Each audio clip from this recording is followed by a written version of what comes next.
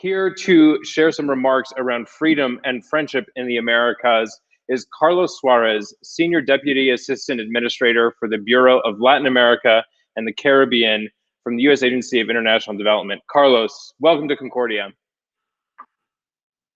Thank you, Kevin. Appreciate those remarks, and happy to be here. And hello, everyone. It's a pleasure to join you all today. A good amount of what I'll devote my time to today is Venezuela. However, I wanted to begin with some news on how the United States is helping our friends in Central America and Colombia following storm-related disasters. As all of you know, at least 5.2 million people have been affected by hurricanes Iota and Eta in Guatemala, Honduras, Nicaragua, and Colombia. These powerful back-to-back storms traveled nearly identical paths, slamming the same communities twice with heavy rains, severe flooding, and damaging landslides. On November 17th, USAID deployed an elite disaster assistance response team to lead the U.S. government's response efforts and provide life-saving humanitarian assistance to the region. Weeks later, we continue to send much-needed help to our neighbors. In fact, Acting Deputy Administrator John Barza announced this morning USAID is allocating approximately $30 million in additional humanitarian aid to help people in Honduras, Guatemala, and Colombia who have been affected by these terrible hurricanes. With this funding, we will expand our assistance in evacuation shelters, broaden our reach to even more affected communities, and lay the groundwork for people to return home and start early recovery efforts. Our work includes providing emergency food assistance, shelter, urgent medical care, water, sanitation, and hygiene services. In total, USAID has now allocated approximately $48 million in humanitarian aid in response to these hurricanes. We're proud to stand by our friends in this difficult time. Just as USAID steps up to respond in times of natural disasters, we also deliver life-saving assistance to communities that suffer from man-made disasters. The crisis in Venezuela is one from which we can never turn a blind eye. Right now, as we speak, 7 million Venezuelans inside the country are in need of immediate humanitarian aid, and more than 5.4 million Venezuelans have fled to countries across the region in search of refuge. Inside Venezuela, humanitarian access remains constrained, especially during the COVID-19 pandemic. Maduro's regime is harassing humanitarian organizations. He has made it extremely difficult for international NGOs to legally register and for humanitarian workers to access work visas. While the humanitarian crisis persists, so have the attacks on human rights by Maduro against his own people. Michelle Bachelet's human rights report, both this year and last, listed numerous flagrant abuses of the Venezuelan people's rights.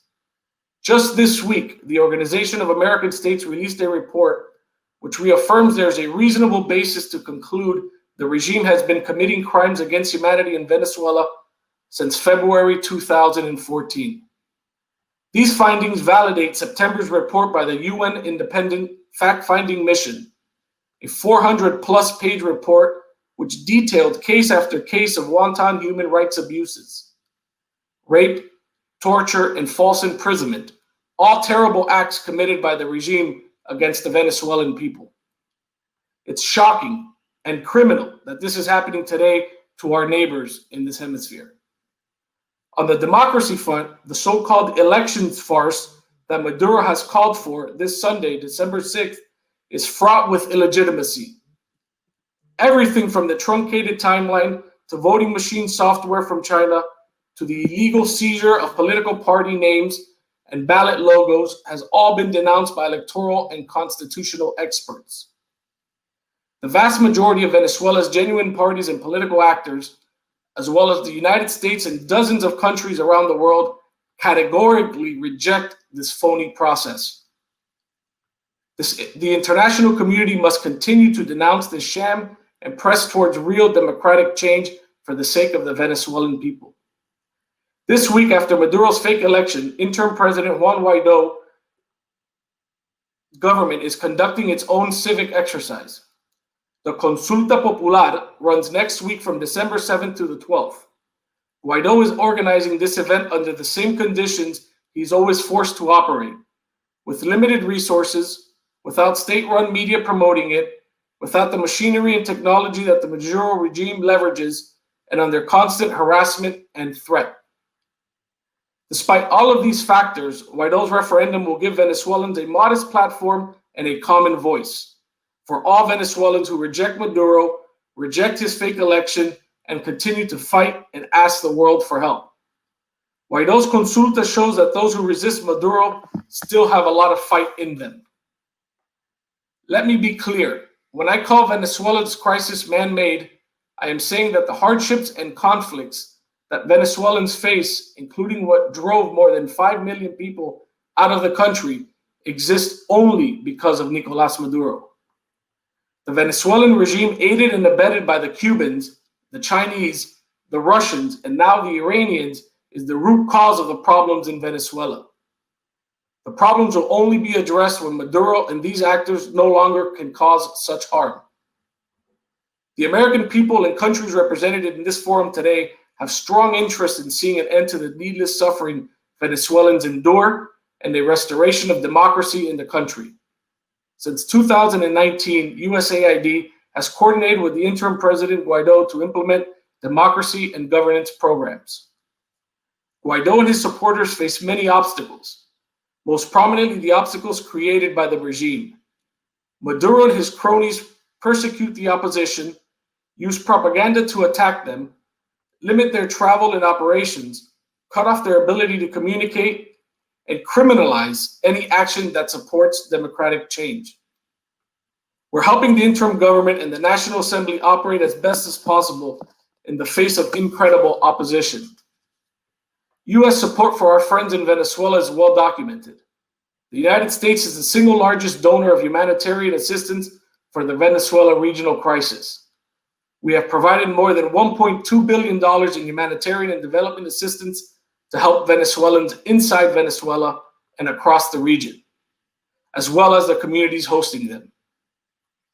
This funding includes approximately $104 million for immediate life-saving assistance inside Venezuela.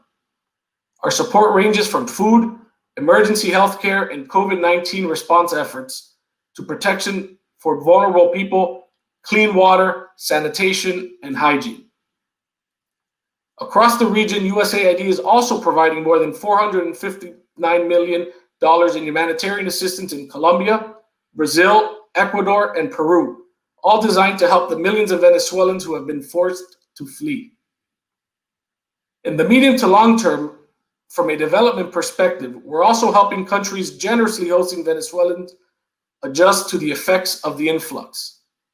Throughout the region, we're assisting government and communities strengthen education and health systems, protect human rights, provide access to justice, and enable Venezuelans to find employment opportunities.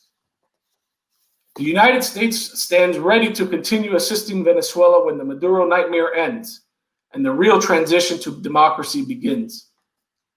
Indeed, despite the best efforts of the illegitimate Maduro regime, the United States remains a good friend and stalwart ally to the Venezuelan people. And we join freedom-loving countries worldwide that continue to support the Venezuelan people's fight for democracy. In our country, this is a bipartisan effort for freedom, internationally among friends and neighbors, and it will continue to be a global endeavor. Thank you.